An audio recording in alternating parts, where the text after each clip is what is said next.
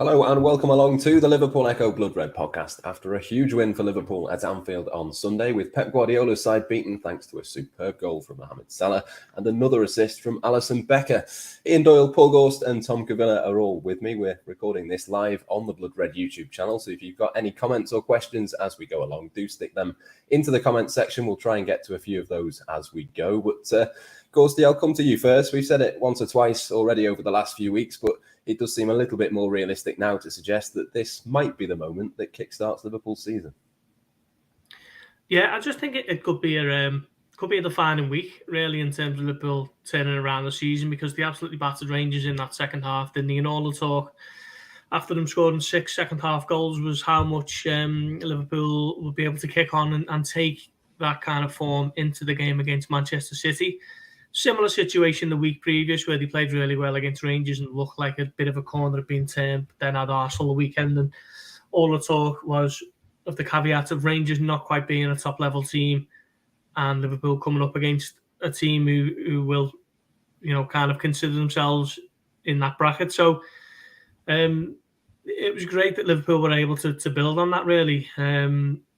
So it's the best result of the season. It was also the best performance when you consider who it was against. I thought Liverpool were outstanding, really. So many players across the board. And it basically has to now, doesn't it? It has to be the win that kicks Liverpool's season on. And okay, the title might already be gone, in all honesty, but they've closed that gap on City to 10 points. They've still got a game in hand as well, which is Chelsea away. So that obviously won't be an easy one. But Liverpool have just got to put together a bit of a run now until the break for the World Cup, and then kind of assess where they are, and then pick up the mantle on Boxing Day and go from there. But this was a huge result. I just hope we're not talking on this pod on Friday of being, one step forward and 2 back with West Ham to come on Wednesday. But yeah, Liverpool just looked a lot more like, the usual selves under Jurgen Klopp, and long may that continue. Yeah, it does sort of feel like one of those games, don't you, where it's at least got the potential for it to be a Kickstarter for Liverpool. I think the Anfield crowd certainly felt that it was something like that. It felt almost like a back-to-the-wall performance from the players and the crowd at Anfield. I thought it was a really brilliant occasion, and now it's over to Liverpool over the next few games to make sure that they make the most of that. Yeah, I mean, it was an interesting atmosphere. It's best atmosphere for a while. I mean, I wrote something before the game talking about how it could be a bit different, because I think the Liverpool fans have got over the fact, as Ghosty said, they're not going to win the league this year. So, the expectations have changed, and so have the aims. So, and I think, let's be honest, I mean, we did the podcast predictions before the game. One of us said 4-1 to Man City. He's not here today. What a surprise. That'll be Theo Squires. Yeah. He two-footed the entire Liverpool team. You said 4-1? He said 4-1 to City, yeah. Wow. He said 4-1 to City. Not even I said that. I just said if Liverpool had to score first, which of course they did. Didn't predict them to win, but I didn't say they'd get beat if they scored first. I'm not entirely sure what Theo was on about. But no, going back to the initial point, that I don't think many supporters thought they were going to win. But then, how many times do you play against Man City and think, we're going to win this one? You have that kind of. I think Ghosty was the one you fancied Liverpool, didn't you, to get something from the game before, and you were talking about it. Yeah, I didn't think they'd lose. I just thought it'd be a draw, which didn't really help Liverpool in the grand scheme of things. So I suppose you could look at it that way. But I never really had any feeling Liverpool would lose. They haven't lost their home in front of their own fans for 5.5 years. That kind of gets overlooked, no matter how poorly they're playing. Perhaps Theo was maybe a little bit blinded by a bit of recency bias with that particular prediction, because that was one he got wrong. He claimed he was trying to jinx it, so it did the opposite. So if that's what worked, then Jurgen Klopp should be coming up to Theodore Sebastian Barnaby Squires and giving him a massive hug and saying thanks a lot for that. But I'm thinking that possibly isn't the case. Anyway, going back to the point, I do think that Anfield, as I said before, has kind of got to grips with what's going on, and it's exactly the result that they wanted. It was the occasion they wanted as well. I think the fact that the game panned out the way it did, where Liverpool once again had a few players missing, had a different formation again. I think it worked. I think we can't overlook the fact that Klopp, I think, Pep did his normal thing where it's a big game. I'm going to do something crazy in my tactics. And I'll be honest, during the game, I didn't even notice. It was only when I read afterwards that City were playing 3 at the back, because I was so obsessed with the way, not obsessed, but I was so involved in how Liverpool were playing. You just knew that no matter where the City players are, they're coming from all angles. And obviously, okay, there was the obsession before the game with Haaland and how he was going to do, and I'm pretty sure we'll get on to the individual performances a bit. But as a collective, I think it was one of those games where I look back, and then I was going back a long way. I think there's been games in the past where, Liverpool have had, Tottenham came about 11, 12 years ago, back to the wall, they had loads of players missing, Liverpool won 1-0. I think there was even an Everton game where things went a bit wrong, Liverpool won 1-0. I think there are games that, I wouldn't say it turns the season, but it has certainly, it gives people a reminder, not least that I've mentioned this in my stuff, that players themselves of what they can do and what they're capable of, because City haven't lost in the Premier League this season. I'm right in saying, I think they've not lost. They haven't lost a game since they played Liverpool in the Community Shield, which I know glorified friendly and all that, but it was still a trophy. And if you look at it, Liverpool actually won the last 3 times they played City now. Pep said after the game that he thought City had been soft in those 2 games. He certainly was soft in this one. You look at some of the tackling that was going on, which the referee let go, apart from one in particular, which was just as well for Liverpool. And I think that Liverpool responded to it, and the crowd responded to it. And as Gorsty said, they have to build on this, because probably the best thing is that they do have this game on Wednesday in terms of the crowd. Might not be so good for some of the players because they're probably absolutely shattered today. So it will, we'll come to the team later on. They'll make changes, whatever have you. But I think just as an overall, the atmosphere, the whole mood around the club, which was, as Gorsty said, starting to change with that win at Rangers. Rangers are not quite as good a team as Manchester City, it's fair to say. But then you look at it now and you go, well, how come not everybody's won 7-1 there? And I think Liverpool showed against City that even with, again, some players missing, they're capable of having the quality and the defensive resilience to keep these teams out. Yeah, we'll come to a few of the individuals all the way across the pitch, Tom, but it makes sense to bring you in on Mohamed Salah. Obviously, the match winner, got the vital goal, a really good goal as well, a fantastic pass to bring him into the game in that position. Obviously, it had the one-on-one before. A hat-trick for him against Rangers seemed to rub off positively for him at the weekend, as we thought it might. Yeah, I think, he's needed a performance like that. It just hasn't quite happened for him so far this season. We go back to that Community Shield game against Man City, the start of the season when Salah, he was so good that day up against Cancelo, sort of throughout the match, kept getting the better of him. And, you just thought after that game he was going to really kick on and, be back to the Salah we saw last season. He was scoring pretty much every week, first few months of the season, particularly after he got the contract sorted. But hasn't quite happened for him, in the way maybe we thought it would.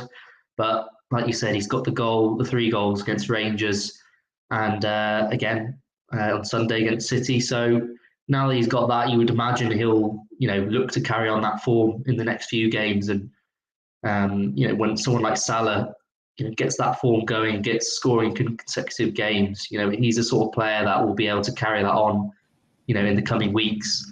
He doesn't often go through those sort of bad spells where he's not involved in the goals. So it has been unusual to see him, not really involved a lot this season. But, he's the player that's always, he could do something special in a moment. And he managed to do it yesterday for Liverpool. So I'm sure Klopp will be hoping he can carry that on, particularly with Jota potentially being out of the team as well for the next couple of weeks, or however long that may be. So it's going to be even more important that he steps up. Yeah, I think the Diogo Jota injury, Gorsty, obviously one of the negatives to come out of the weekend. It'll be interesting to see, and we'll talk a little bit around team selection and that kind of thing a little bit later on. But I think one crucial thing that Liverpool have to do is get Salah into those positions against Rangers and against City. He was central, and suddenly he starts scoring goals. Yeah, it was a bit of a strange decision, really, by Klopp to kind of tweak Salah's position at the beginning of the season, wasn't it? We know that him and Pep Lijnders always talking about staying unpredictable because it's largely the same group of players that they've had for the last 4 years, maybe even 5 years. So they do look to kind of spring tactical tweaks where possible. And the idea of Salah operating a bit wider was to try and get the best out of Darwin Núñez, who's very much a kind of spearhead down the middle, isn't he? But But it was a strange one because I just didn't get why Klopp was looking to kind of sacrifice almost a guaranteed return from Salah for a potential one from Núñez. So I thought Sunday was a lot more like it in terms of getting Salah into those central areas. Still kind of just slightly to the right, but Harvey Elliott was operating in that wide area as much as possible, wasn't he? And Salah can do the damage in the penalty areas as opposed to being out wide and looking to cross it in and whatever else. I mean, I thought his cross for Jota was unbelievable, really, first time outside of the foot, and perhaps Jota should have done better with that one. But generally, I think this is the kind of blueprint for Liverpool to work towards now going forward. Whether that's Elliott or Henderson, I think there's a little bit of debate and a horses for courses approach there. But certainly, as long as the likes of Fabinho and Thiago are fit in that midfield, I think that is probably the way to go. And I think Roberto Firmino as well, to be fair. A lot of people have kind of written him off as well in the last 12 to 18 months, but he's become one of Liverpool's most important players again this season. And it's just a shame that Jota's injured because obviously Luis Diaz is already out, so Jota's out. So the question now is who you're going to shuffle over to that left. Will it be Carvalho or probably Núñez? So that's disappointing. We're waiting to hear back on is it a scan doily for Jota, and then the severity of that will be a little bit more known. But Liverpool haven't had great luck with injuries this season, have we? So we should expect that one to be a sizable one. Sadly, went off on a stretcher, didn't he? But we'll hear more from Klopp tomorrow in his pre-West Ham press conference. Hopefully it isn't as bad as what it looked. Yeah, let's hope so. We'll, as you say, hear from him tomorrow, and you can catch that on the Blood Red channel and across the Echo as well. But Dodie, I wanted to talk about the midfield as well. That's obviously been a bit of a concern for Liverpool across the course of the start of this season. But Fabinho back in there was good. Thiago was good. It looked a lot more compact and a lot more structured. And Harvey Elliott, a big part of that as well on the right-hand side. Yeah, they were all decent without being excellent, weren't they? I think it's fair to say. I mean, I've seen Thiago have better games, and he certainly used the ball better. But it was a different ask for him because Liverpool had. It's very rare that Liverpool only have about 36% possession. I think they had in the end, and City did end up getting, that's by definition a lot of the ball, and so Liverpool were doing a lot of chasing around, which is perhaps more Fabinho's game than Thiago's. But Thiago got stuck in, admittedly a little bit too stuck in Rodri. That was a bit. Yeah, that was definitely a tackle. That was a tackle of somebody who was getting a little bit carried away and didn't normally do tackling. He just slipped as well, to be fair to him. No, I mean, Harvey Elliott's an interesting one because I thought in the first half, I can't remember which game it was. It may have been the Ajax game where it kind of passed him by a little bit at Anfield. I think it was that game. Certainly struggled a bit in Naples, and that was the first sign of, well, perhaps he's not quite come to terms with this position, but I think with Liverpool having changed the formation slightly, call it what you want, 4-2-3, 1-4-4-2. I mean, what are we saying? I'm going I reckon it's 4-2-3-1, really. Everyone seems to think like it's 4-4-2. Back to the old. It's like, well, no, it's not 4-4-2 because Firmino was not right up there with Salah, was he? So I don't know. Klopp keeps calling it 4-4-2, doesn't he? Yeah, he did last season as well. I'm not down with that. But yeah, when you see a Liverpool team now written down in the 11, you've got no idea what it is, do you? Because so many players can play about 4 or 5 positions. So it's, I suppose that that flexibility helps essentially. But yeah, I thought it was 4-2-3-1, but Klopp said 4-4-2. So is Trent. So you can imagine that they'll know more than us. Yeah, well, even back in the days when it was Dalglish and Rush up front, it was never 4-4-2. It's more 4-4-1-1. So let's give them that. Let's say 4-4-1-1 for argument's sake, with Elliott playing a bit of a withdrawn on the right. But going back to Harvey's, that in the second half, I thought he played really well. I thought he got to grips with the defensive work, and he was causing them City more problems the other way. And I think Klopp said it in his press conference before the game. We have to remind ourselves you can't cause City problems. You can't just be on the defensive all the time, which I'm sure is what every team that plays City says. Certainly when they play Liverpool, it's the same thing. So Elliott was able to get forward a bit more second half before he got substituted, although obviously everybody thought it was Mo Salah that was going off for a little minute. So overall, I think Liverpool's midfield, it helped that Firmino was there to drop back as well. I think certainly when you're playing someone like City, they do tend to flood the midfield, and they like players dropping in, okay, maybe a bit less so now that Haaland's there, but they still like the players dropping in between the lines. And I know Haaland had chances, and Gundogan must have had about 10 shots from range, or it seemed like it, dragging them all wide. But De Bruyne didn't have much of an impact on the game. And I know there have been games in the past at Anfield where he's not really done as much as you would think he would do. And I think Liverpool, certainly at home, are quite good at coping with him. And I think Firmino's part of that by being able to drop deep and get involved in the midfield. And of course, we saw with as Gorsty said, with the goal, that getting Salah in those central areas is an interesting thing that Liverpool have obviously looked to do in the last couple of games, because that's where you can score goals. And it'll be just interesting to see what happens, as you mentioned, with Jota not there, what they're going to do on the left.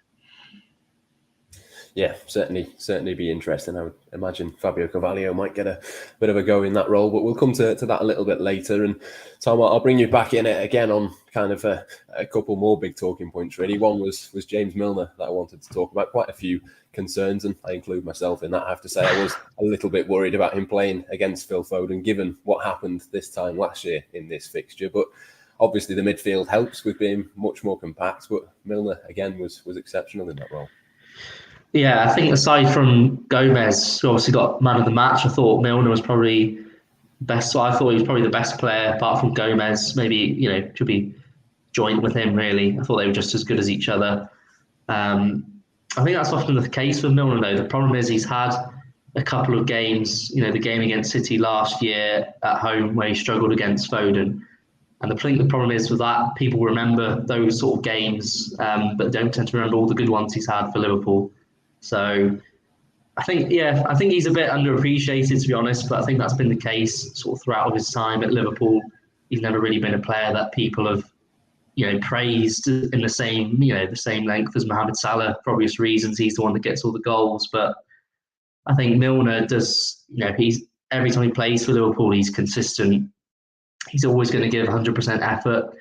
Foden, he had that chance where he obviously gets the goal in the second half, but apart from that, I don't think he really was having much of an impact down that side. I think Milner was getting across quite early to him, being aggressive in his tackles, and I think that was a performance just to show people, although he still is, he's getting on a bit, we all know that, but he still brings something to this Liverpool team.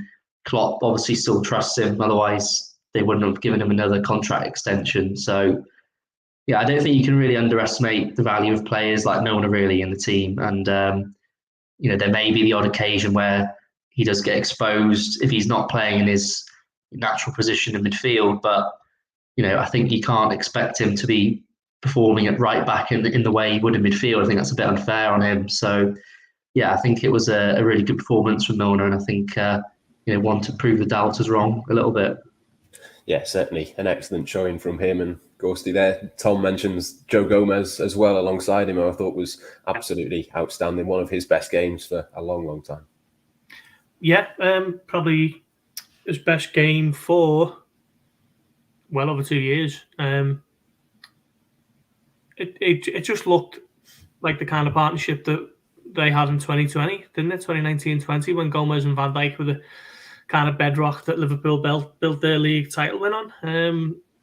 So I'm delighted for Joe Gomez, to be honest, because he's had a really tough couple of years. He obviously had that injury when he was on England duty in November, didn't he? And then come back from injury last summer at a time when Konate had just been signed and Matip was fit again and Van Dijk was fit again. And he didn't really get a look in terms of playing at centre-back. And he was always willing to do a job for the team at right-back, even though he probably doesn't like playing that position, does he? He very much sees himself as a centre-back, and he always has. But I had a bit of a tough time of it. First off, getting in the team, and then,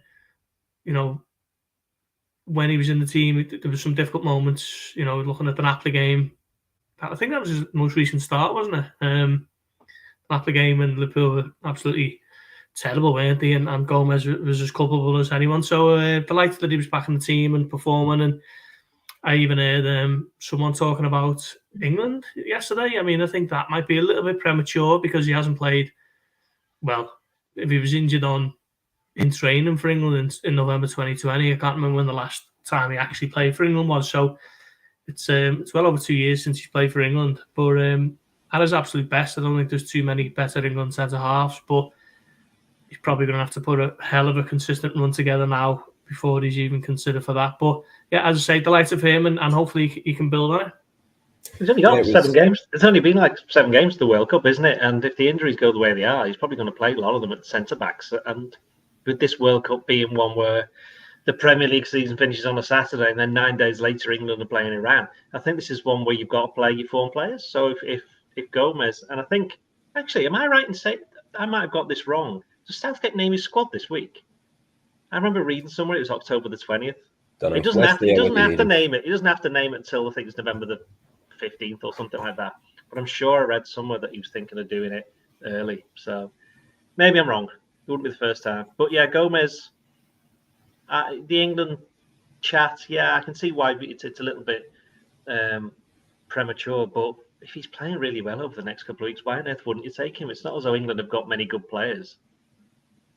Yeah, a fair point. I think he was exceptional, as the comment said before. One of his best games for sure. And Virgil Van Dijk as well, Doyle. I'll stick with you on him. I thought, again, we knew he was going to have to put in a big performance against Erling Haaland and did so, not least with the last-ditch header over the bar near the end when the ball was, I think, headed back towards Haaland, wasn't it? But yeah, Virgil van Dijk, not been the best so far this season, but certainly his best performance as well, I'd say. No, it was a good performance from him, to be fair. It was kind of like the Van Dijk that we got used to for years. And I think, for whatever reason, he's not quite been massively top levels, but it's still better than most other defenders. So I don't think we can say much of it's been completely his fault, the way the season's gone. But yeah, Van Dijk, he just seemed to... He just kind of brought it out of him, didn't he? Coming up against Haaland, I think he thought, hang on, right, we're not having this. And what was it? I read someone said that the thing about Haaland is that he looked 22 years old. You know what I mean by that? He looked somebody who hadn't quite, even though he's played for Dortmund in big games against Bayern Munich, and he's played at Anfield before, playing for Salzburg.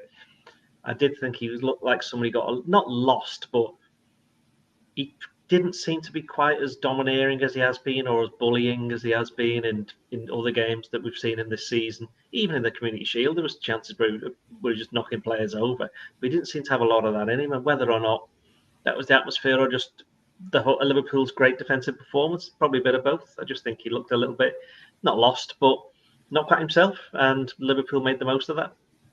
That's kind of what you get with him, though, isn't it? He doesn't touch the ball a great deal of times. When he does touch it, he tends to be in those big positions where he can score from. But he still had 2 or 3 really good chances, didn't he? Addison made 2 good saves. I mean, the one time Liverpool were lucky, we had that free header at the far post in the first half, and he put it straight at him. And I think if that had gone anywhere else, I think it would have been a very different game. But he didn't. So there you go. Yes, a rare occasion where Manchester City, or rather Liverpool, didn't concede the first goal. But yeah, Tom, Andy Robertson as well back in the side. I thought he was a big help for that defence as well. I don't want to sort of be too harsh on Kostas Tsimikas in any way, shape or form, but I think Andy Robertson certainly an upgrade on him, and just the intensity really that he brings all across the Liverpool team. That was a big boost for me as well. Yeah, I think Robertson's sort of player that really thrives in the sort of games of big stakes, like against Man City, Man United. He's a sort of player, I think, that really relishes those sort of matches.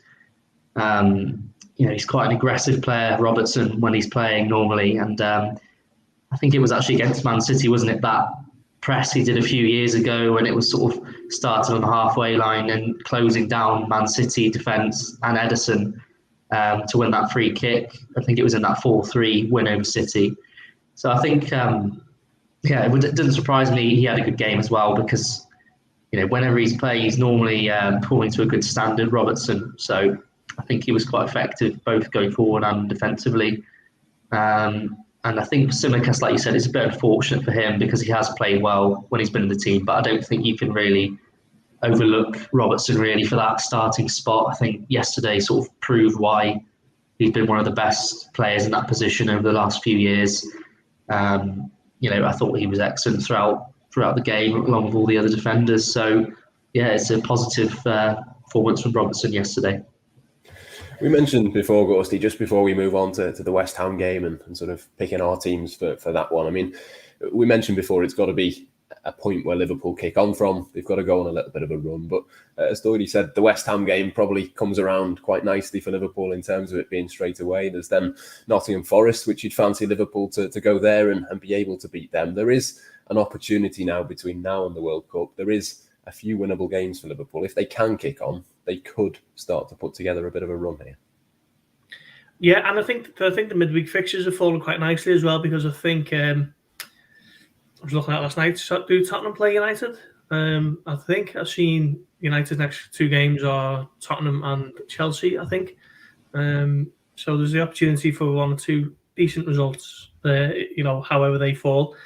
But yeah, Liverpool just got to put together a run now. Wednesday night will help that it's at Anfield under the lights. Hopefully, the kind of momentum built up from Sunday will carry through to Wednesday, and it's another big game. But you'd expect Liverpool to win it if they're anywhere near as good as they were yesterday.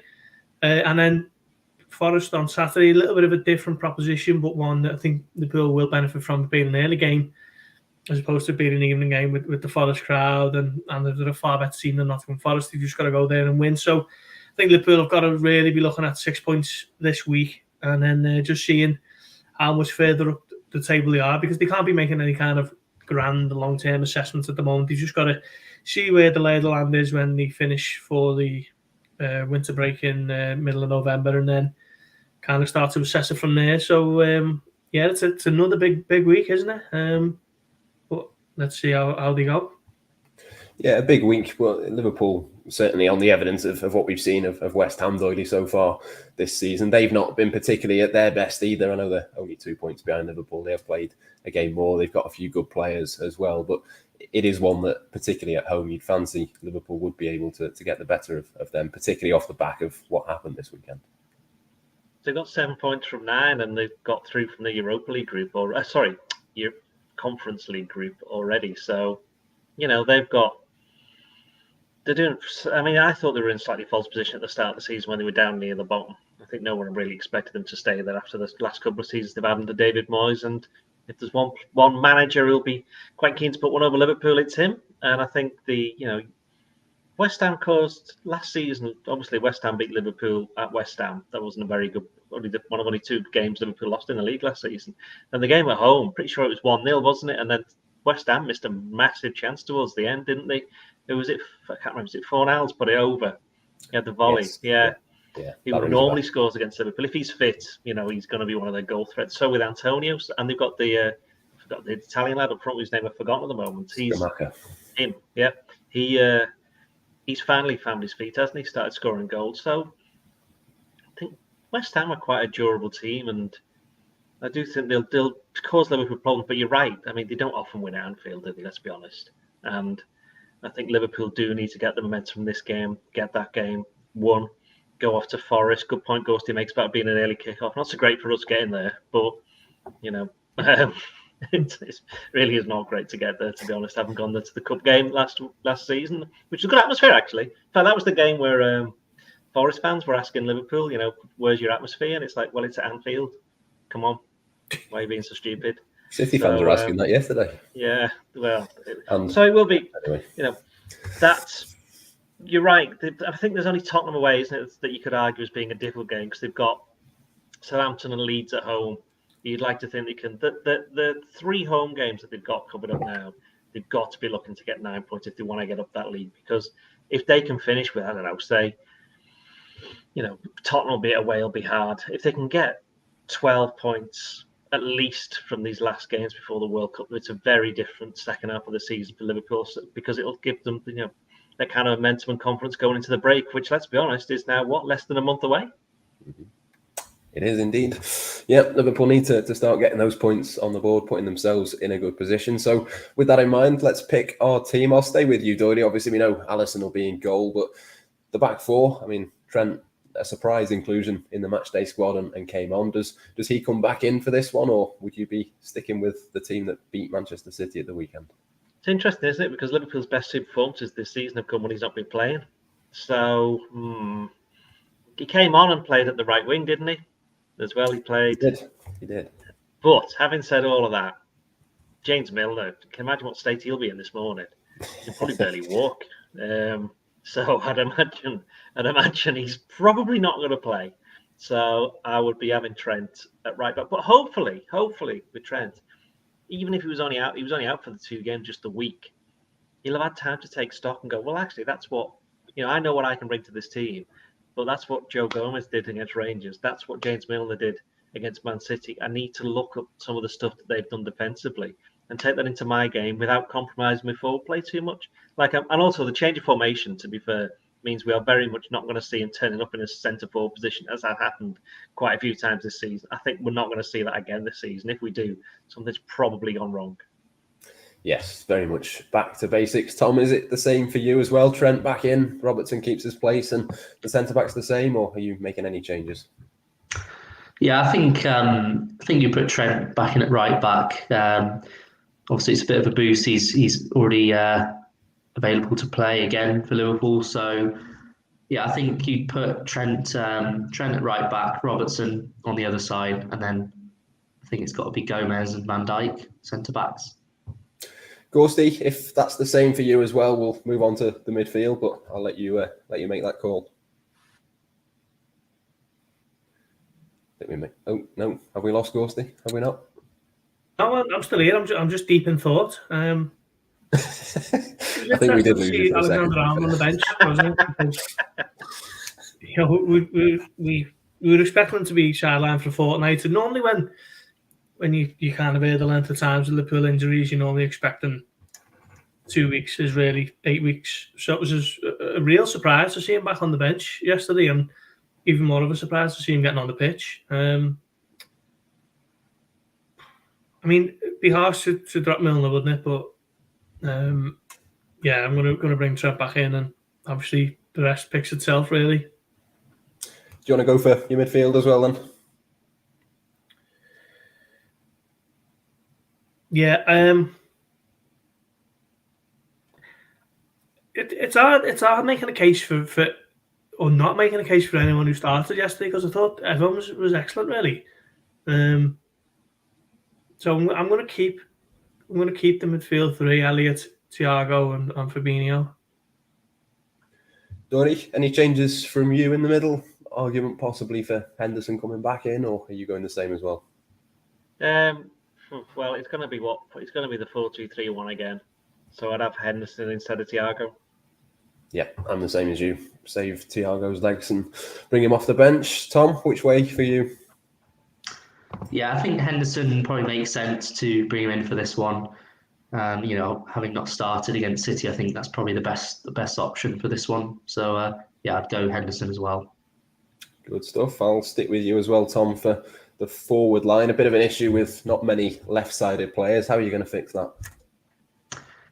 I'm just thinking about whether I've liked Carvalho this season, what we've seen him. I think he looks quite good for Liverpool. It's just whether Klopp would trust him, starting him in this sort of game. I'm not sure. It's a difficult one. I think Firmino and Salah are the two that sort of, you would imagine are going to be kind of nailed on starting again. I think I'd probably go for Carvalho as the other person, so I'd probably play him on the left. So yeah, I think Carvalho would be the third one for me. Ghosty, which way are you going? There is obviously the argument for Darwin Núñez maybe on the left-hand side. Carvalho's there as well. There are one or two options for Liverpool to pick from. Yeah, to be honest, I reckon I'd go with Núñez on the left. I mean, I think he's better suited to leading the line, but he has played on the left for Benfica before, and there was one little surge, wasn't it, in the second half where he really got at the full-back. Was it Kanji, actually? There wasn't many full-backs were there for City, and he just kind of surged through and put that ball in for Trent. And if it's not quite working out, then you've got the option of Carvalho on the left. But I'm going to start Núñez. Yeah, I'm with you, actually. Which way are you going to go, Doyle? Are you Núñez on the left, or which way? Well, there isn't anybody else, is there, really? There's no one else. Curtis Jones, possibly, but he's not going to be playing. He might play against Forest, actually. But yeah, I think I'll go the same with what you two said. Good stuff. Right, let's go for match predictions then. Gorst, I'll come to you first on this one. Liverpool-West Ham, how do you reckon? Do you know what? I like the look of that Scamacca for West Ham, actually. He looks like he could be quite decent. Obviously, different kettle of fish going to Anfield if it's an informed Liverpool up against Van Dijk. I think it might be close, actually. I think Liverpool will win 2-1. Yeah, I was going to say 2-1 as well, actually. I think they have got a couple of good players, haven't they, Doyle? What scoreline for you? I'm going 2-1 as well. And Tom? I think now that they've managed to get that clean sheet and sort of ended that run of conceding first, I think they might take a bit of confidence from that. So I think they might get another clean sheet. So I'm going to say 2-0 to Liverpool. Excellent stuff. Well, at least no one's predicted a 4-1 win to West Ham, but we'll leave it there. Hopefully that is the Reds turned a corner for this season. Plenty more reaction to the win over Manchester City to come. We'll build up to West Ham before you know it as well. Jurgen Klopp's press conference, as we mentioned before, is on Tuesday. Make sure you're across the Echo, Liverpool.com and Blood Red for all of that. But until next time, it's goodbye for now.